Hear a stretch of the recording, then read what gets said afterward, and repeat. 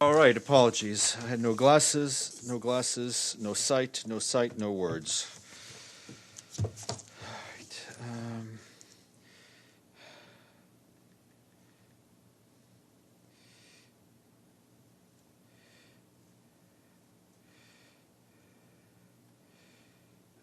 Excuse me 2 seconds.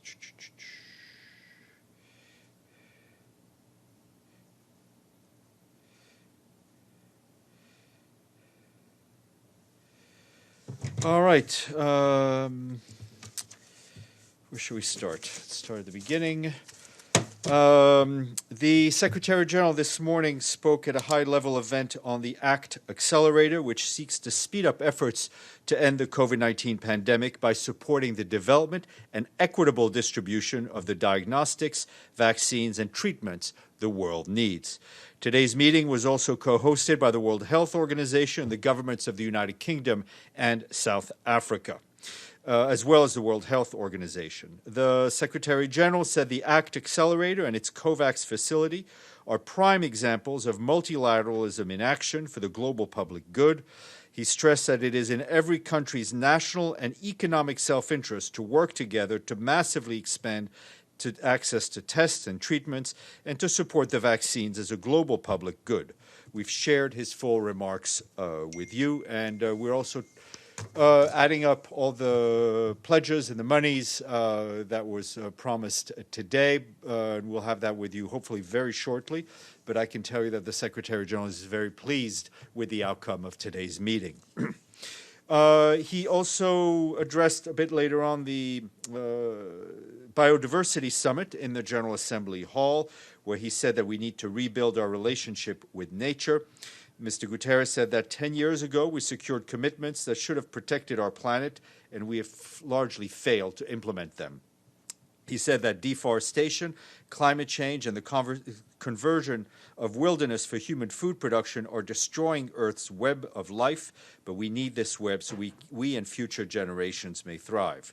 The Secretary General noted that imbalance with nature has led to the emergence of deadly diseases such as HIV, AIDS, Ebola, and now COVID-19, demonstrating the intimate interconnection between health in our planet and our own.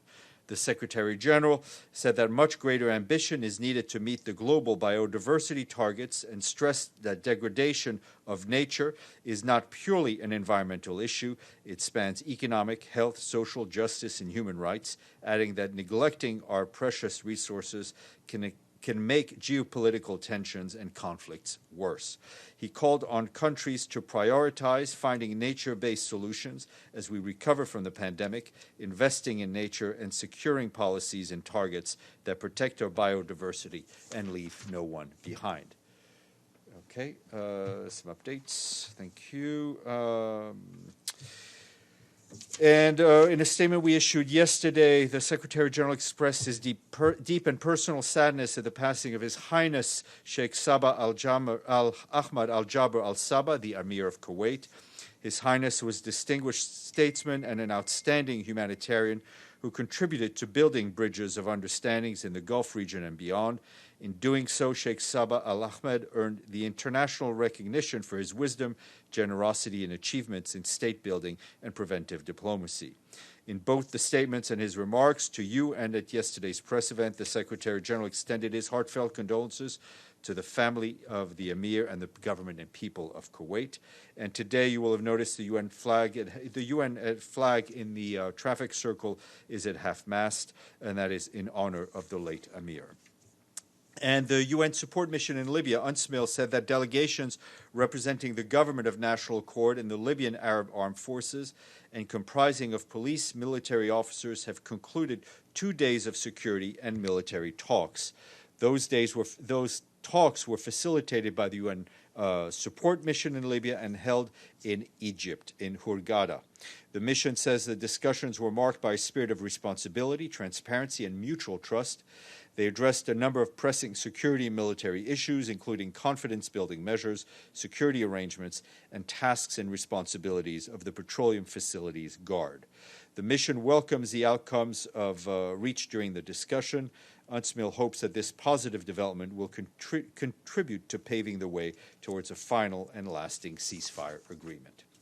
And an update from the Central African Republic, where the UN peacekeeping mission is welcomed a meeting that took place earlier this week between the current president and former Central African heads of state. The mission said this contributes to a peaceful electoral process and reiterated its call for dialogue.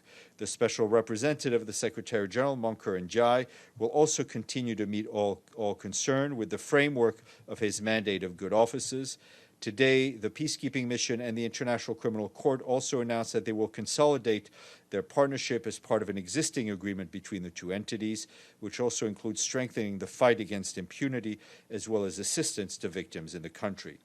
Now, turning on an important aspect of peacekeeping, disarmament, demobilization, reintegration operations have ended in Bria and Kangabandoro. In Bria, 307 combatants, including 23 women, were disarmed and demobilized. In Kangabandoro, 113, including 9 women, were also disarmed and demobilized. In total, close to 300 weapons as well as ammunition was recovered. And an update from South Sudan, where the UN mission continues to support the country as it battles the COVID-19 pandemic. In Torit, in eastern Equatorial State, the UN police assessed the impact of the lockdown on women and girls in relation to gender-based violence. The officers launched a campaign for local police and others on deterring sexual violence in women and against women and children through workshops, training of Special Protection Unit of the South Sudan Police Services, as well as radio spots.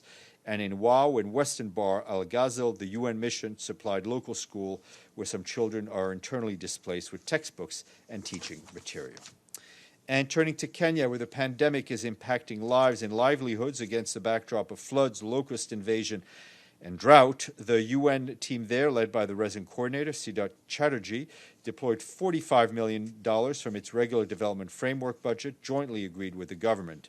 Together with national authorities, the UN launched a flash appeal to mobilize $270 million to complement efforts to address the pandemic, as we have deployed nearly 150 staff and volunteers to bolster the response of national and local authorities. The UN has prepared a COVID-19 socioeconomic response and recovery plan to address healthcare systems, social protection, employment opportunities, and social cohesion. And in Somalia, our humanitarian colleagues tell us that without aid, more than 5 million people could face acute food insecurity by the end of the year due to the combined efforts of flooding, the desert locust infestation, and the COVID-19 pandemic, among others. Despite multiple challenges this year, high level of sustained aid by the UN and our partners and government support have helped prevent worsening food insecurity in the country. Nearly 2 million people have received food assistance every month since April, where 1.4 million people have received health services.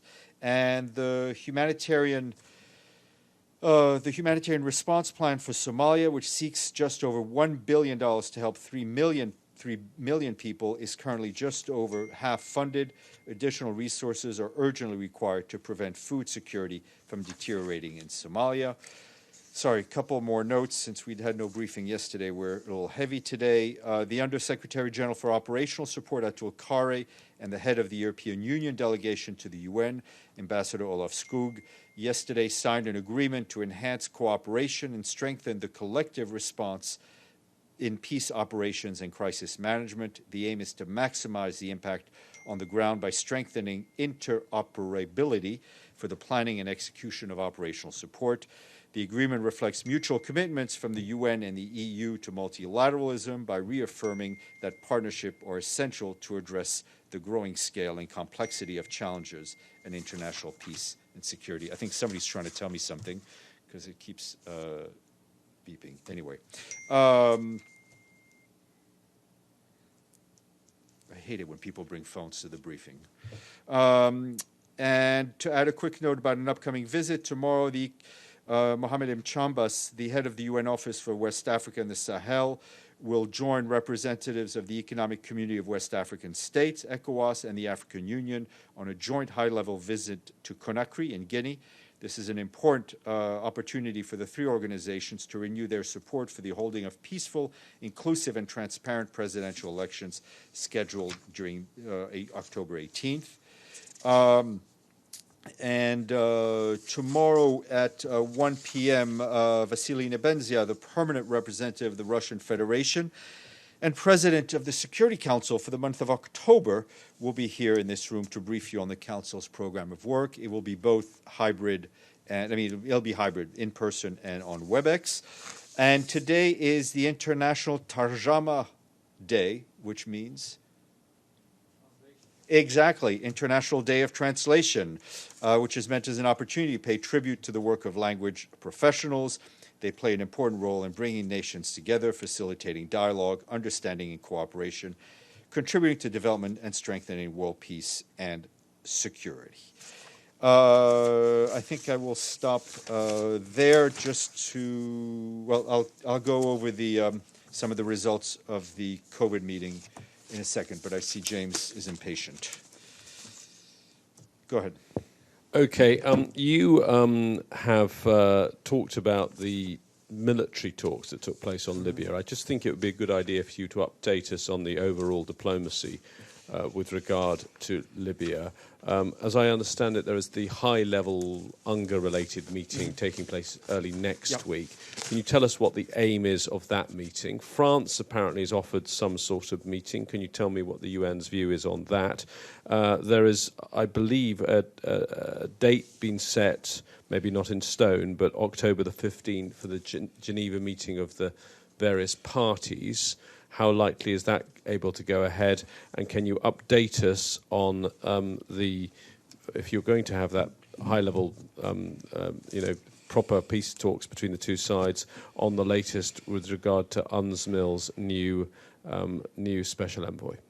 Okay, that's a long thread, which I will try to unspool.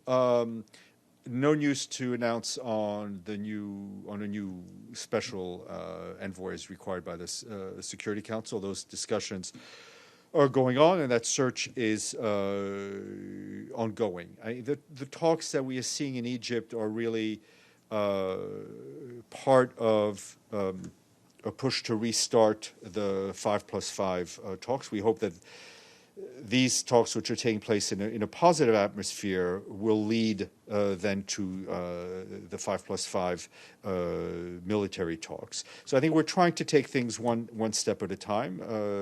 Each step forward is a positive one.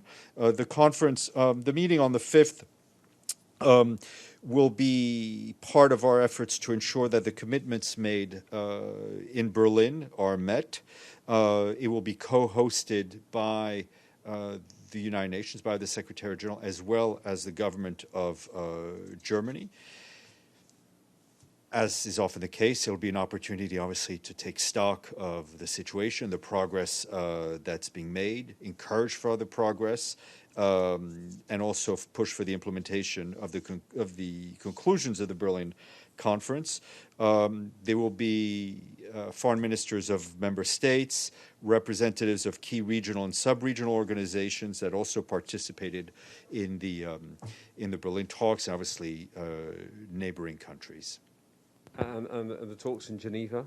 I think I don't have a date for those. I think everything kind of flows one from after the other. Finally, just on the meeting next week on the 5th, it's a virtual meeting, and clearly we understand why there are the virtual meetings rather than in-person meetings. But what gets left out of these virtual meetings, if that was in person at the end of it, there will be a stakeout, and we would get information in a press conference. Can you please push very hard that there is a stakeout? Because what's missing is these people who are having these meetings briefing us and as a result briefing the public, and that it seems to repeatedly happen that these virtual meetings are built with no press interaction involved. I hear you, and I will do my best. Yes, madam. Thank you. My question is, did the Secretary General have bilateral meetings, virtual ones, over the high-level week, and if, how many, and in comparison to the last year? Thank you. Well, in comparison to last year, I think it's single digits versus, I think, almost triple digits right?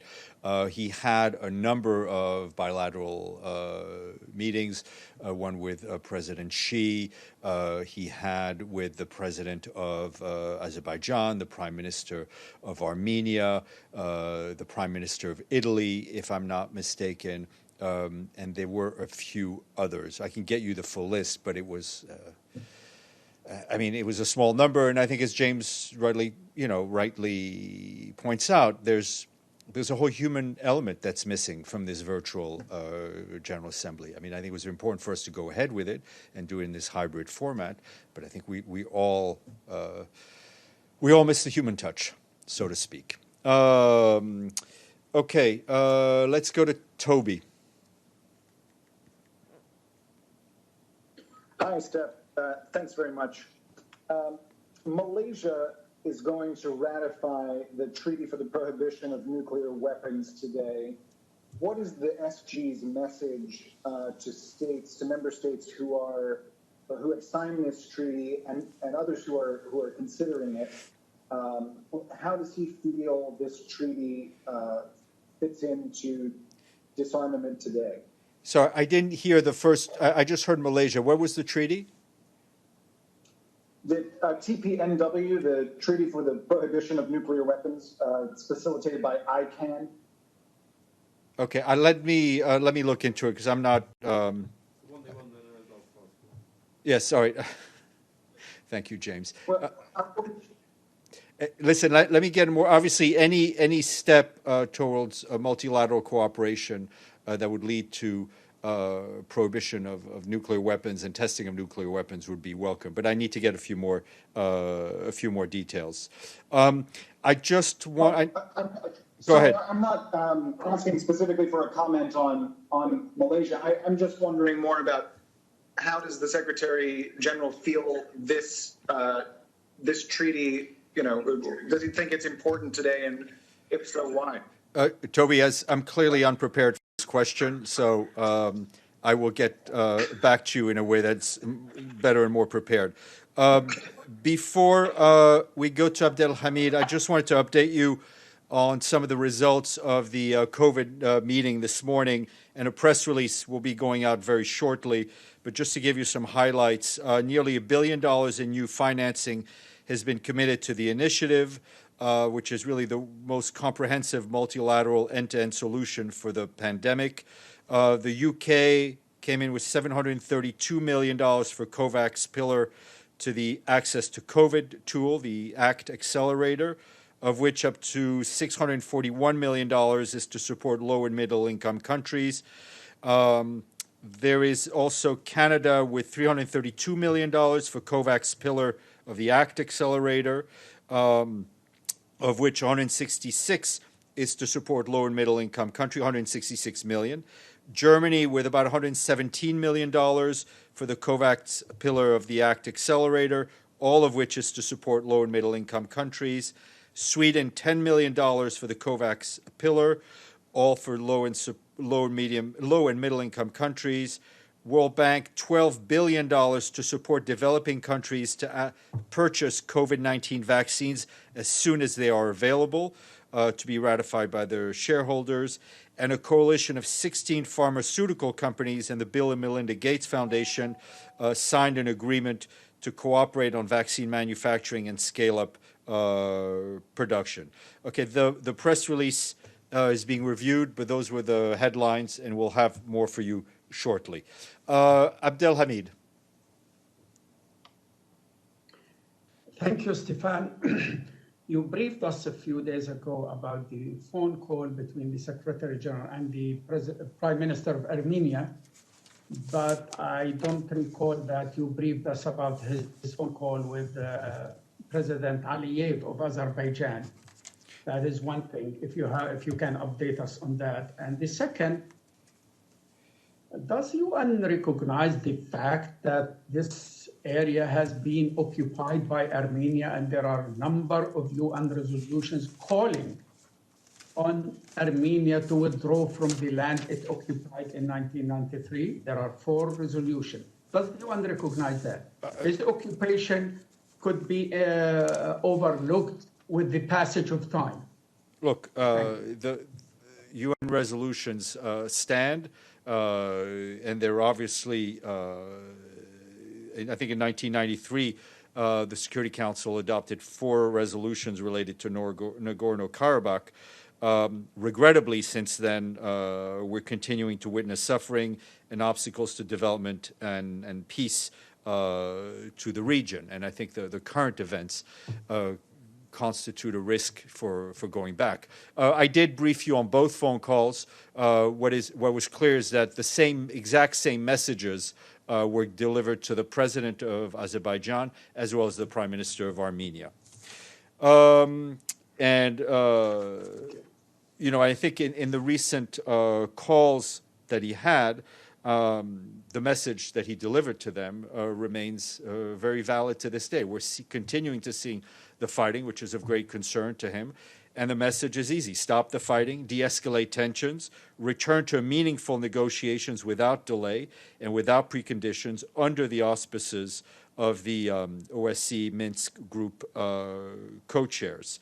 And as you know, or as you may know, Rosemary DiCarlo briefed the Security Council yesterday. James Reinl, you had a question. Hi there. Yeah, James here. Thanks, Stefan. I've got a question on the Biodiversity Summit that you guys are hosting today with very high-level attendance. Are we expecting anything specific as an outcome from today's talks? And also, can you tell us what is the way forward from here towards the next set of binding international UN commitments on conserving species and plants? On the meeting itself and things related, Brendan, who is speaking for the President of the General Assembly, will brief you and has more details. All right. Thank you. Yes.